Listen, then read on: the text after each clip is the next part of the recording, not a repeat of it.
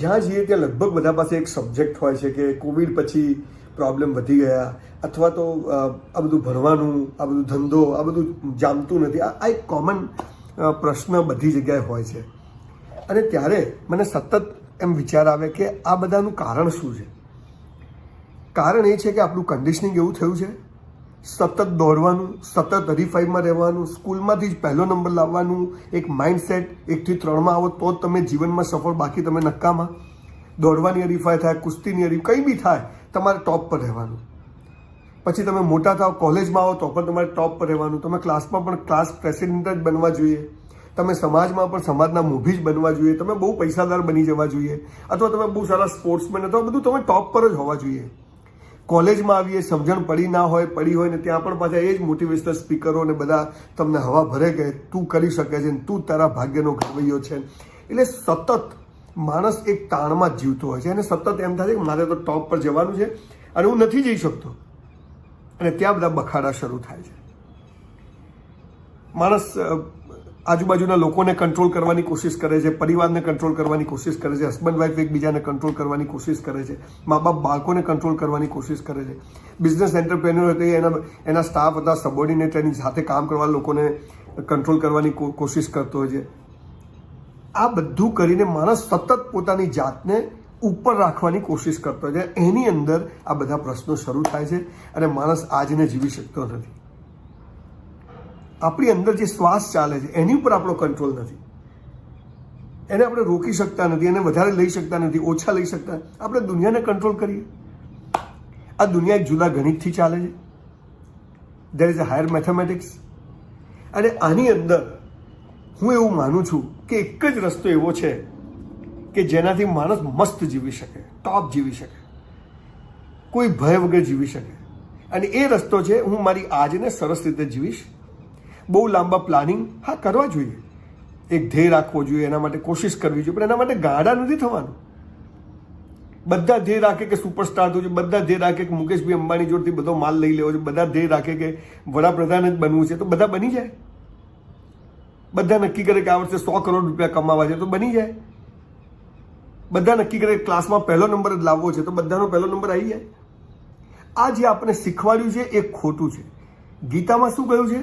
તું કર્મ કર, ફળની ઈચ્છા રાખીશ નહીં. કે કર્મ અને ફળ જુદા નથી. તું કર્મ કર. દરેકની કર્મ કરવાની ડેન્સિટી જુદી હોય છે, દરેકની કર્મ કરવાની રીત જુદી હોય છે. કે ભગવાનને આ દુનિયામાં બધું જરૂરી છે. ચોર જરૂરી છે, પોલીસ જરૂરી છે, પાનના ગલ્લા બી જરૂરી છે, દારૂ વેચવાવાળા બી જરૂરી છે, પીવાવાળા બી જરૂરી છે, સાધુ સંતો બી જરૂરી છે, અમારા જેવા બકબક કરવાવાળા લોકો પણ જરૂરી છે, અને સાંભળવાવાળા પણ લોકો જરૂરી છે. ગુલાબ પણ જરૂરી છે, ફૂલો બી જરૂરી છે, અને થુવરિયા બી જરૂરી છે, બાવળિયા બી જરૂરી છે. ઈશ્વરે તો દિવસ અને રાત બધું જ બનાવ્યું છે. હવે આપણે કહીએ ખાલી આ જ જોઈએ તો એ શક્ય નથી. અને એમાં બધા પ્રશ્નો શરૂ થાય છે. એટલે હું એવું માનું છું કે દરેક વ્યક્તિ પોતાની આજને, આ પળને બેસ્ટ રીતે કામ કરતો થઈ જાય તો હું માનું કે એના જીવનમાં એ પ્રમાણે આમૂલ ક્રાંતિ થશે. કે એ એટલું જ કર્મ કરી શકશે જેટલી એની કેપેસિટી હશે. અને કેપેસિટી હશે એટલું એ કર્મ કરશે એટલે એટલું એને મળશે. અને કેપેસિટી માણસ ડેલી સારું કર્મ કરતો જાય એટલે એની કેપેસિટી યોગ્ય લેવલે વધતી જાય. અને યોગ્ય લેવલે વધતું જાય એટલે ફળ પણ યોગ્ય લેવલનું જમા થતું જાય. પણ આપણે શું છે, એક ફળ બાંધી દઈએ છીએ પછી કર્મ કરીએ છીએ. એટલે ફળ દેખાય છે પણ કર્મમાં ભલીવાર આવતો નથી. હું એમ કહું છું કે જે કામ કરીએ છીએ, જે પ્રોસેસ છે એને એન્જોય કરીએ, અને પછી જુઓ કેવો ચમત્કાર સર્જાય છે. એટલે વોરેન બફેટ હોય, સ્ટીવ જોબ્સ હોય, કે નિરમા હોય, કે બાલાજી વેફર હોય, કે સવજીભાઈ ધોળકિયા, આ લોકો બધા લોકોએ ખાલી કામ મસ્ત કર્યું, આજને સરસ રીતે જીવી, બધાનું ધ્યાન રાખ્યું, પરિવારનું ધ્યાન રાખ્યું, પોતાના સ્ટાફનું ધ્યાન રાખ્યું, આજુબાજુવાળાનું લોકોનું ધ્યાન રાખ્યું, અને સરસ કરતા ગયા. અને ક્યારે ક્યાં પહોંચી ગયા એમને ખબર નથી. હું મારી પહેલા 2, 4, 5 સેમિનાર યાદ કરું. પાલનપુરની આજુબાજુ નાના નાના ગામડાઓમાં જતો, સ્કૂલોમાં 1-1 કલાક હું બેસી રહેતો. પણ મને એમ થાય કે હું વિદ્યાર્થીઓને સરસ વાત કરું. હું કરતો ગયો, બોલતો ગયો. 7-7 દિવસની વર્કશોપ કરતો હતો, બોલતો ગયો. બસ મને સરસ છોકરાઓ ખુશ થઈને ઘરે જાય આવું મારે કામ કરવું છે. અને આ કરતાં કરતાં ક્યારે 2100 સેમિનાર થઈ ગયા. અને આજે તો 5 વર્ષ સુધી બોલું તો એટલા ફોર્મ પડ્યા. મૂળ વાત શું છે કે આપણે આપણું બેસ્ટ પરફોર્મ કરતા જઈએ. પરિણામ આપણા હાથમાં છે. એ જે ધુમાડો મગજમાં ભરાઈ ગયો છે એમાં ડિપ્રેશન અને હતાશ થવાય. મેં કોઈને પ્રેમ કર્યો, સરસ પ્રેમ કર્યો, એને ના પાડી, હરી ઈચ્છા. પણ મેં જે સરસ કર્યું એ મારું જે જમા થયું છે એ મને મળે છે. મેં કોઈના ત્યાં જોબ કરી, મેં સરસ રીતે કામ કર્યું, એ માણસ મને એનો બદલો નહીં આપે, પણ મને એનો બદલો મળે છે ને મળે છે. આ એક જ વાત છે. એટલે જે કરો તે બેસ્ટ કરો અને લાગેલા રહેવું. પણ ફળ વિશે આશ્વસ્ત થવું. 90% આવવા જોઈએ, 95% આવવા જોઈએ, મેડિકલમાં જવું છે, આ જ જોબ મળવી જોઈએ, IITમાં એડમિશન મળવું જોઈએ, બરોબર છે, નક્કી કરવું. પણ મહેનત કર્યા વગર કશું છે નહીં. ને મહેનત કર્યા પછી જે આવે એમાં ખુશ રહેવું. સ્કૂલ કોલેજો ફેલ્યોર નથી શીખવાડતા. સ્કૂલ કોલેજો પેલી ના પાડે તો શું કરવાનું નથી શીખવાડતા. સ્કૂલ કોલેજો બિઝનેસમાં ધંધામાં નુકસાન થાય તો શું કરવું એ નથી શીખવાડતા. અને એટલે સામાન્ય માણસ બહુ પ્રશ્નોમાં આવી ગયો છે. અને બીજું, આજે બધું ચારે બાજુ મફતની જે ચાલી છે સિસ્ટમ, એમાં માણસ નપુસંક બનતો જાય છે. હું સાઉથના ઘણા બધા સ્ટેટમાં ગયો, ત્યાં બધું ફ્રી હોય, માણસો બેસી રહે છે, મળવાનું છે, ખાવાનું મળવાનું છે, ઇડલી મળી જશે, ભાત મળી જશે, મિનરલ વોટર મળી જશે, બહુ થઈ ગયું. પણ હું સતત કામ કરીશ, ઈશ્વર પર શ્રદ્ધા રાખીશ અને પછી જે આવશે એમાં ખુશ રહીશ. આમ કરતાં કરતાં આપણે પૃથ્વી પર જેના માટે આવ્યા છે ત્યાં ઈશ્વર આપણને પહોંચાડી દેશે. એમાં જરાય શંકાને સ્થાન નથી. એટલે હું એવું માનું છું કે એન્જોય ધ પ્રોસેસ. બહુ લાંબી પહોળી ચિંતા કર્યા વગર પ્રેમ કરો, બેસુમાર પ્રેમ કરો, લોકોને મદદ કરો, જેટલી થાય એટલી, તન મન ધનથી જેટલી થાય એટલી મદદ કરો. આપણું કામ સરસ કરતા જઈએ, પરિવારની સાથે રહીને ચાલીએ, અને પછી એક દિવસ તમે જોજો કે શું ચમત્કારો થાય. બાકી જ્યાં બુદ્ધિ, જ્યાં ગણિતથી કામ થાય છે ત્યાં હું નથી માનતો કે કંઈ ભલી વાર આવે. એટલે બહુ લોડ લીધા વગર ગમે તેવા ગરીબ ઘરમાં જન્મ્યા હોઈએ, કામ કરે જવું, કોઈનું મફતનું જોઈતું નથી, ઈમાનદારીથી મહેનત કરવી છે, બસ ખુશ રહેવું છે. ઈશ્વર જ્યાં લઈ જાય, જેમ લઈ જાય એનો હાથ પકડીને ચાલવું છે. ઈશ્વર તકલીફ આપે તો તકલીફમાં ખુશ. ઘણા કહે છે કે સંજયભાઈ હવે તમારી જોડે પૈસા નથી, મારી જોડે સમજણ છે. સમજી ગયો છું કે કેટલી આપાધાપી કરી, 30 વર્ષ આપાધાપી કરી, શું મેળવ્યું? કશું નહીં. આજે મહિનામાં 15-20 દિવસ બોલવા જોયું, જે ખુશી મળે છે એ પેલા કરોડો રૂપિયામાં નથી મળતી એટલી ખુશી. એટલે બધો ઠાઠ જીવ્યા સુધીનો છે, ખરો પ્રશ્ન મૃત્યુ પછીનો છે. આ સમજણ આવી જાય અને જીવે જઈએ તો બધું સરસ જ થવાનું છે. કે ઈશ્વર પૂર્ણમાંથી પૂર્ણ જ બનાવે, અપૂર્ણ બનાવે જ નહીં. એ બેસ્ટ ક્રિએટર છે અને બધું બેસ્ટ જ કર્યું છે. પણ આપણે આપણા ગણિત અને બુદ્ધિથી જીવીને આજુબાજુનું જોઈ અને આપણા ઘરને આગ લગાવીએ છીએ, આપણા મનની શાંતિને હણી દઈએ છીએ અને બીજાના ઘર જોઈને આપણા ઝૂંપડા આપણે બાળીએ છીએ અથવા આપણને ગમતા નથી. ઈશ્વર તું જ્યાં લઈ જાય, જેમ લઈ જાય, એક સંતોષથી મહેનત કરવી પડશે. 18 કલાક કામ કરવું જ પડશે.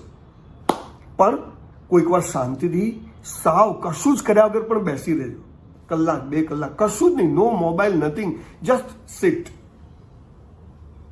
આ પૃથ્વી પર આપણે કેમ આવ્યા છીએ? એમને મળી ગયા છે. We are here for a reason. આ રીઝન જ્યારે થોડાક નવરા બેસો, થોડા ફ્રી મળશો એટલે ફરી પાછા દોડશું. અને એમ કરતાં કરતાં જેના માટે અહીંયા ભગવાને મોકલ્યા છે ત્યાં પહોંચી જઈશું. પૈસા અને સેક્સમાં તાકાત હોય તો બૌદ્ધ અને મહાવીરે છોડ્યા ના હોત. બધું જરૂરી છે, પણ સૌથી જરૂરી શું છે? એક એક પળને એન્જોય કરવી, એક એક પળને મસ્ત જીવવી. ગમે એટલું દુઃખ હોય, ગમે તેવી તકલીફ હોય, પણ દિવેલ પીધેલા ફરવું નહીં. આ બેઝિક વાત જો સમજ પડી જાય તો હું માનું છું કે બહુ સરસ રીતે જીવન પસાર થઈ જાય છે. રોજ એકના એક સવાલો, એકના એક મેસેજ મને થયો કે આજે એક વિડીયોથી એક જનરલ વાત કરીને પોસ્ટ કરું, એટલે આ ઘરે બેઠા બેઠા વાત કરું છું. પણ મને એટલી સમજ પડી છે કે પૈસાથી વસ્તુઓ આવે છે, સુખ નથી આવતું. પૈસાથી તમારી જીવનશૈલી બદલાય છે પણ સંસ્કારો નથી આવતા. પૈસાથી તમે બહુ બધી ચીજો વાપરી શકો છો પણ પૈસાથી ખાનદાની નથી આવતી. સરસ પુસ્તકો વાંચીએ, સરસ કસરત કરીએ, જેટલું થાય એટલું. અને આ રાષ્ટ્ર માટે, આ દેશ માટે હું શું કોન્ટ્રીબ્યુટ કરી શકું એ ભાવનાથી જીવે જવાનું. સો મસ્ટ ગો ઓન. અટકવું નથી. ઝરણું નદી બની જાય અને નદી દરિયામાં જતી રહે છે. બુંદ સમાઈ સાગર મેં.